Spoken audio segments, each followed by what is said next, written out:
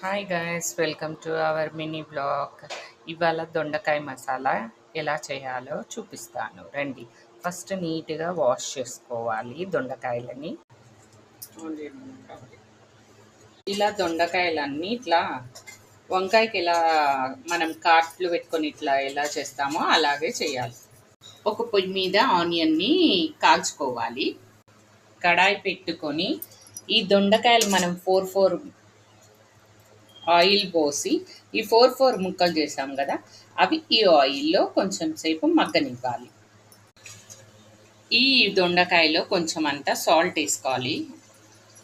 అలాగే ఒక మిక్సీ జార్లో నువ్వులు, పల్లీలు, పచ్చిమిర్చి, ఈ ఆనియన్ కూడా కట్ చేసుకొని ముక్కలు వేసుకోవాలి. గ్రైండ్ చేసుకొని పెట్టుకోవాలి. ఇప్పుడు దొండకాయ ముక్కల్ని వేగాయి, ఇవి తీసి పక్కన పెట్టుకోవాలి. మనం గ్రైండ్ చేసిన మిక్స్ ఉంది కదా, మిక్చర్ అదంతా ఇందులో వేసేయాలి.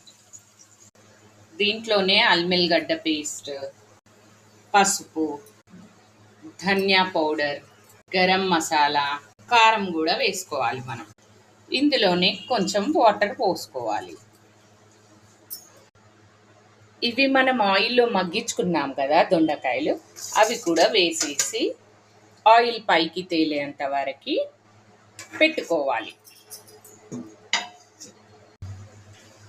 అంతే, ఇలా ఆయిల్ పైకి తేలగానే కొత్తిమీర వేసేసి స్టవ్ ఆఫ్ చేయడం. ఇది దొండకాయ మసాలా కర్రీ. Bye friends.